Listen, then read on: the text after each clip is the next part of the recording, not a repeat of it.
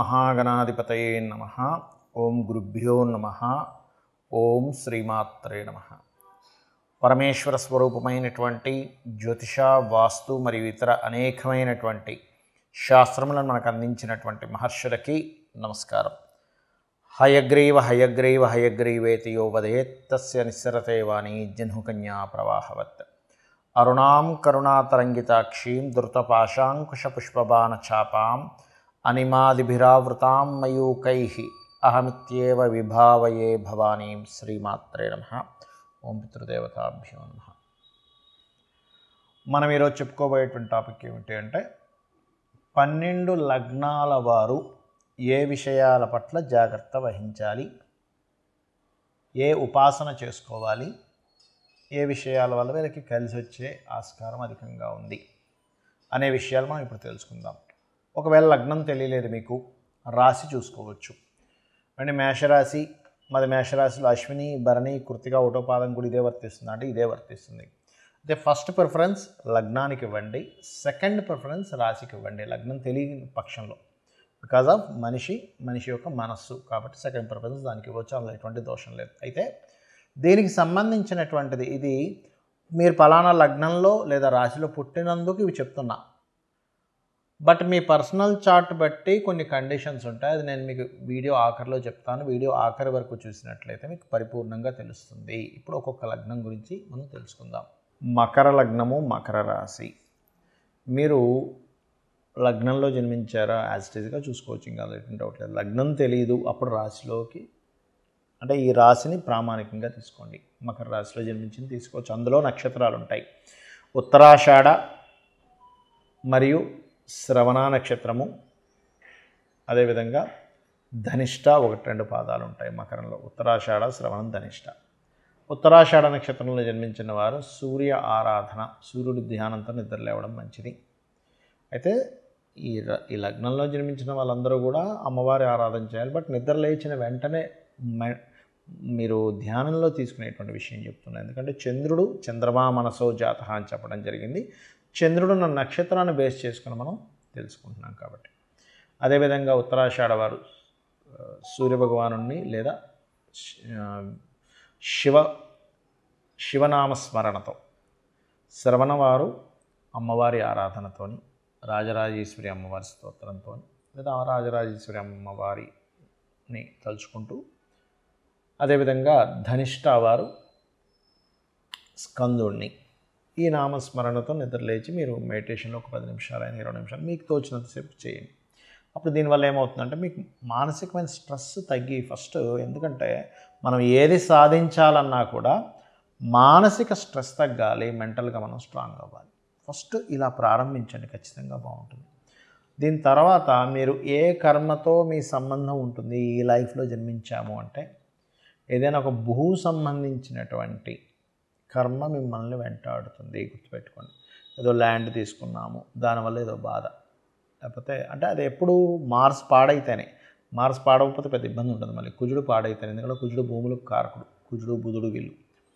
అలాగే ఇక్కడ పూర్వజన్మ కర్మకు ఒకసారి ఏదైనా ఒక లిటికేషన్, బుధుడు పాడయ్యాడనుకో ఉదాహరణ, ల్యాండ్ తీసుకుని దానివల్ల కొంచెం కోర్ట్ రిలేటెడ్ సంబంధించిన ఇష్యూస్లోకి వెళ్ళవలసి వస్తూ ఉంటుంది.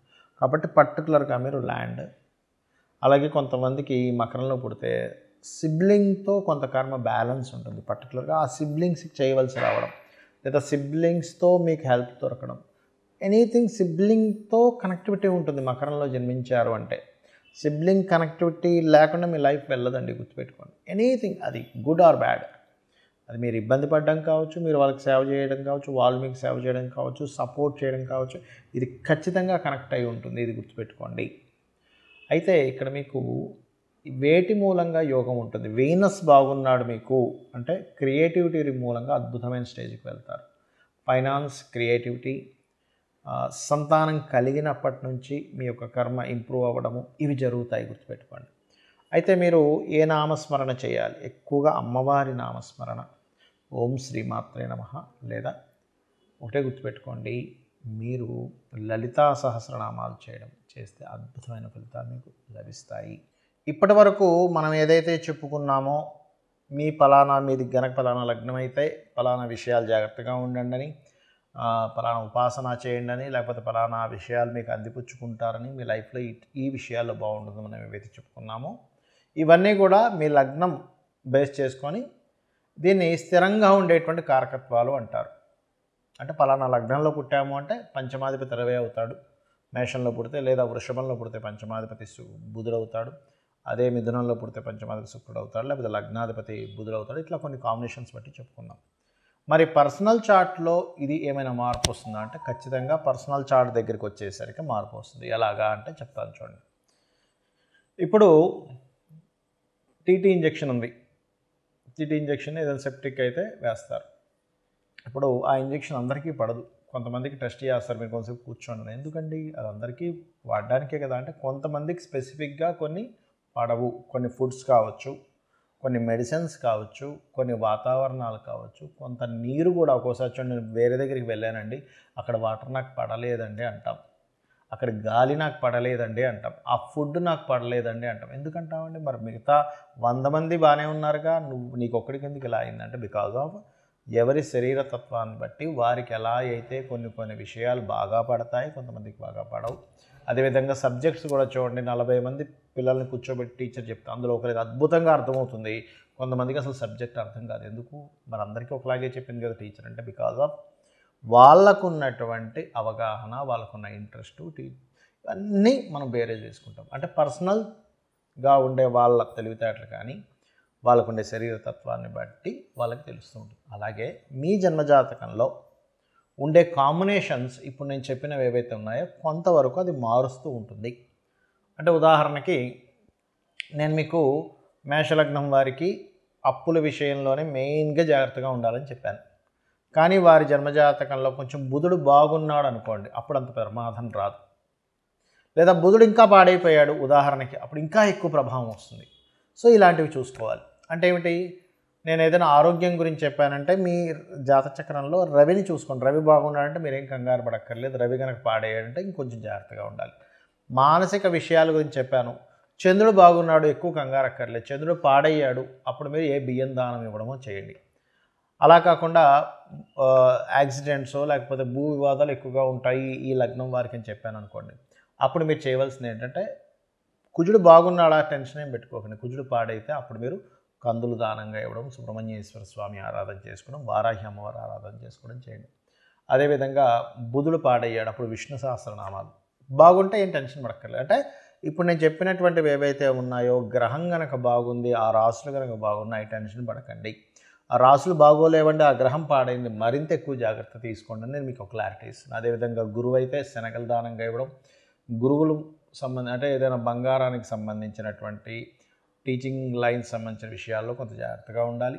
శుక్రుడైతే వివాహ సంబంధించిన విషయాల్లోని, శని భగవానుడైతే మీరు చేసే జాబ్ రిలేటెడ్ సంబంధించిన విషయాల్లోని, హెల్త్ విషయాల్లోని, రాహు అయితే విదేశాలకు వెళ్ళి అక్కడ ఉండేటువంటి విషయాల్లోని, కేతు అయితే కొంత ఆధ్యాత్మికత లేదా కొంత వైరాగ్య సంబంధించిన కొంతమందికి వస్తుంటుంది. అది పర్టికులర్గా ఏంటంటే కొన్నిసార్లు అయ్యో ఇటువంటి వైరాగ్యం ఈ సమయంలో రావడం ఏమిటి అనుకుంటూ ఉంటాం. ఏది మన మహాభారతంలో ఆ యొక్క యుద్ధం జరిగే సమయంలో అర్జునుడికి వచ్చినట్టు, అంటే ధర్మాన్ని వీడి ఒక రకమైన వైరాగ్యం. అప్పుడు కృష్ణుడు లాంటి వాడు మనకు కావాలి. ఆ శ్రీకృష్ణ పరమాత్మ యొక్క భగవద్గీత ఎవరైతే వింటారో ఈ వైరాగ్యం కూడా తగ్గుతుంది. సో నేను చెప్పినటువంటివి పర్సనల్ చార్ట్లోకి వచ్చినప్పుడు కొంత మార్పు వస్తుందనేటువంటి విషయాన్ని మీరు అర్థం చేసుకుంటూ నేను చెప్పినటువంటి పరిహారాలు మీరు చేసుకొని ఆ పితృదేవతల అనుగ్రహం కూడా పొంది లలితాంబిక అమ్మవారి యొక్క అనుగ్రహం కూడా పొందాలని మనస్ఫూర్తిగా కోరుకుంటూ మీ యొక్క జీవితాలు మరింత ఉజ్వలంగా మరింత సక్సెస్ఫుల్గా సాగాలని మనస్ఫూర్తిగా కోరుకుంటూ శ్రీమాత్రే నమః.